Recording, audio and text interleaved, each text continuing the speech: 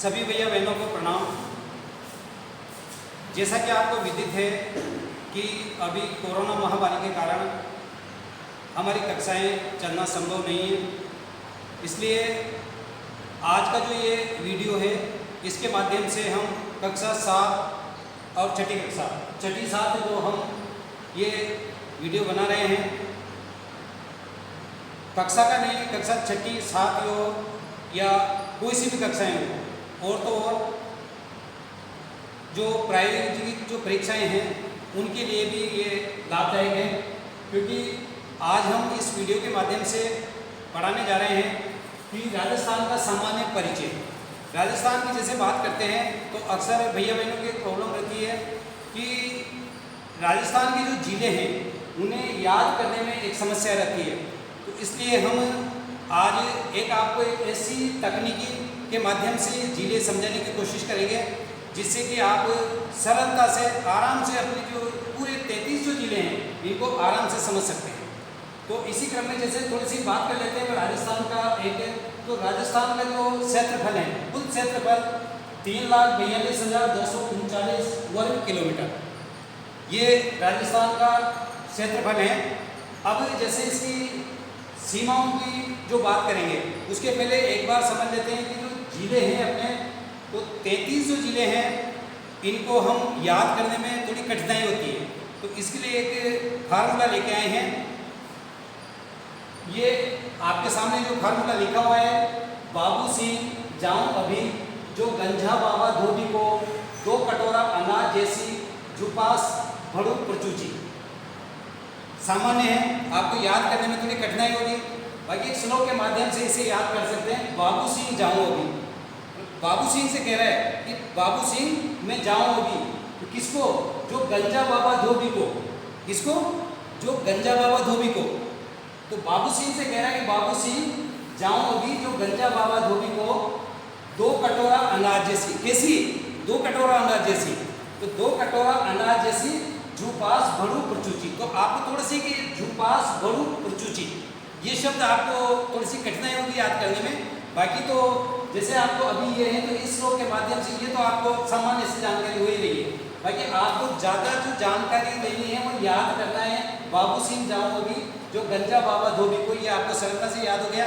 उसके बाद 2 कटोरा अनाज जैसी। कैसी? 2 कटोरा अनाज जैसी। तो झुपास भड़ू प्रचूची। तो झुपास भड़ू प्रचूची को आप 2 बार 3 बार लगातार याद करोगे, निश्चित रूप से आपको ये याद हो जाएगा। इस ट्रिक के माध्यम से, इस तकनीक से आपको पूरे जो 33 ज़िले हैं ये सामान्य से आपको आराम से याद हो जाएंगे। अब जैसे बात करते हैं इनकी, अब अभी जो श्लोक है तो बा के इससे आते हैं, बा से अपने आ गए 12। क्या गया? 12। इसके बाद में आ गया आपके भू से हो गया आपके बूंदी। बा से 12, भू से बूंदी। सी, अब सी में तो सी में क्या छोटी की मात्रा है, तो छोटी की मात्रा होने के कारण क्या गया आपके सिरोही। छोटी है आपके सिरोही। उसके बाद में ह से हनुमानगढ़। आगे आ गया आपके जा, तो जा क्या आपके जालो। ऊ जो है इससे आपके जालोर, और जालोर के बाद में उदयपुर। उदयपुर के बाद में आएंगे अ। अब अ में क्या है आपके 2 अ हैं, 2 आते हैं इसमें। तो एक तो आपके आता है, दोनों में से कोई सा भी ये कर सकते हो आप। तो पहले आप इसको ले लो अलवर से। पहले क्या लेंगे? अलवर। अलवर के बाद में भी, जो भीलवाड़ा। उसके बाद जोधपुर। अब आप आ जाए ग से गंगानगर। झा से झालावाड़। इसके बाद में बा, अब 2 बाबा आ रहा है। एक बार बा है, बा से बाड़मेर आ जाएगा, और दूसरा बा से बांसवाड़ा आ जाएगा। तो यह बांसवाड़ा या बाड़मेर दोनों को आप सामान्य से याद कर सकते हो इसको। तो बाड़मेर और बांसवाड़ा। उसके बाद में धो से आ जाएगा आपके धौलपुर। उसके बाद बी से आ जाएगा बीकानेर, और आपके आ गया कि पो से आ गया कोटा। इस प्रकार से आपके यहाँ तक हो गया। उसके बाद इधर आ जाओ 2, तो 2 से आपके दौसा। क से करौली। उसके बाद टो से टोक के बाद आप आगे आइए तो रा से राजसमंद। पहले भी आपके एक आ गया था, फिर दूसरा आ गया, तो से अब आपके आ गया अजमेर। दो आ रहे हैं, दूसरे में आपके अजमेर ले लीजिए। इसके बाद में जो आप आगे चलेंगे, इसके बाद में आ गया ना, ना से नागौर, जय पे आ गया आपके जयपुर, जय से जयपुर आ गया, जैसे जैसलमेर आ गया। और उसके बाद में सी, अब जैसे मैंने आपको बताया था पहले छोटा सी था, अब बड़ा सी आ रहा है, तो बड़ा सी आने के कारण सी से क्या आ गया आपके, आप समझ रहे होंगे सीकर, क्योंकि छोटा सी से सिरोही, अब सीकर आ गया। सीकर के बाद में झू से झुंझुनू, पा से आपके आ गया पाली, और उसके बाद स से सवाई माधोपुर, उसके बाद में भ जो स से सवाई माधोपुर आ गया। उसके बाद आपके आ गया भ से भरतपुर, और भरतपुर के बाद में डू से आएंगे डूंगरपुर, प्र से आपके प्रतापगढ़, और चू से आ गया आपके चुरू, और ची से हो गया आपके चित्तौड़गढ़। इस प्रकार से पूरे आपके जो 33 जिले हैं ये इस एक श्लोक के माध्यम से आपको सरलता से याद हो गए।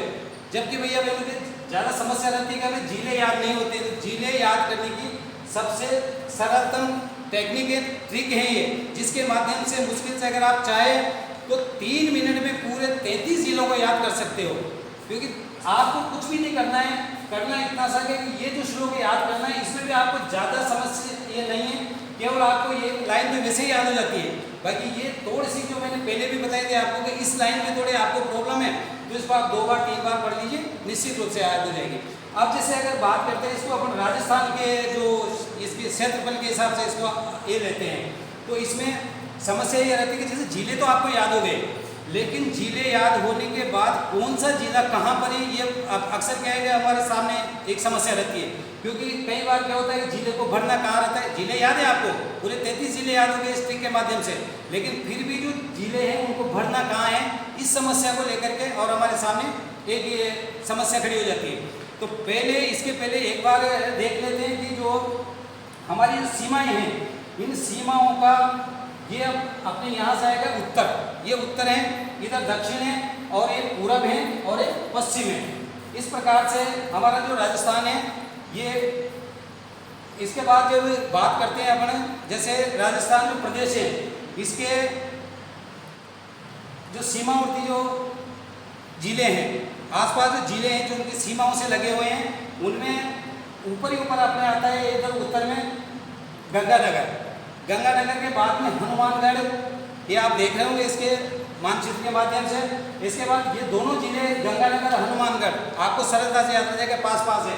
उसके बाद 3 जिले ये जुड़े हुए रहते हैं, चूरू, झुंझुनू और सीकर, इन तीनों की एक साथ ही रहते हैं। तीनों जिलों को हम इस प्रकार से याद करते हैं। उसके बाद में आ गए अपने जयपुर, इसके बाद जयपुर के बाद आ गए अलवर, फिर आ गए आपके भरतपुर, और भरतपुर के बाद धौलपुर, धौलपुर के बाद आपके करौली, सवाई माधोपुर, कोटा, बारा, झालावाड़, चित्तौड़गढ़, भीलवाड़ा, प्रतापगढ़, इधर आ गए आपके दक्षिण में बांसवाड़ा, और बांसवाड़ा के बाद आ गए डूंगरपुर, फिर आपका आ गया उदयपुर, फिर सिरोही, जालौर, बाड़मेर, जैसलमेर और बीकानेर। इस प्रकार से आपके जो सीमावर्ती जिले हैं ये आपके कितने हो गए।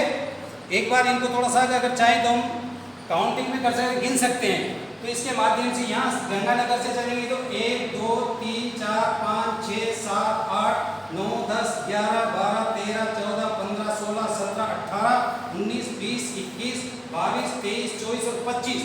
इस प्रकार से हमारे जो सीमावर्ती जिले हैं ये हो गए आपके 25। समझ में आ गए सभी के। तो कुल सीमावर्ती जिले हो गए 25।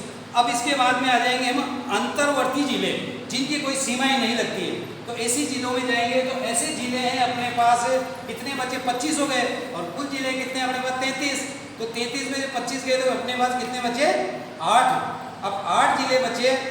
तो अब इसको हम इस प्रकार से समझेंगे 8 जिलों को कि हमारे एक जो अरावली पर्वत श्रृंखला है, हमारे जो राजस्थान है, राजस्थान के मध्य में अरावली पर्वत श्रृंखला है। तो जैसा कि आपको पहले भी विदित होगा, ज्ञान होगा कि अरावली पर्वत श्रृंखला के ऊपर वाला जो इधर का जो भाग है इसमें 60% क्षेत्रफल है, और ये जो भाग है इसमें 40% क्षेत्रफल है।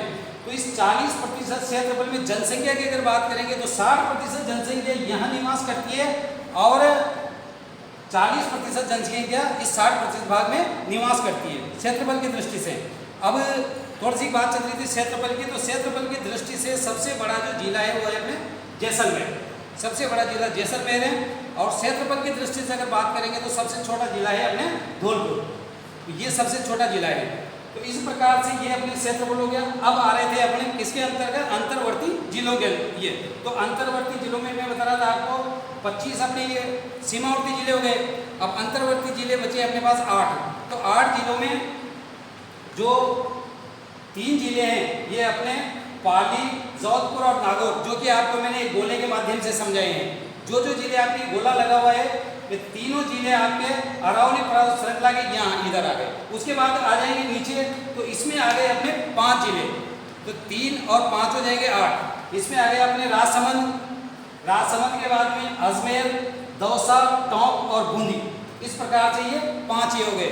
तो 5 और 3 8 हो गए, और 25 और 8 अपने हो गए 33। इस प्रकार से पूरे जो 33 जिले हैं इन्हें हम आराम से आसानी से याद कर सकते हैं।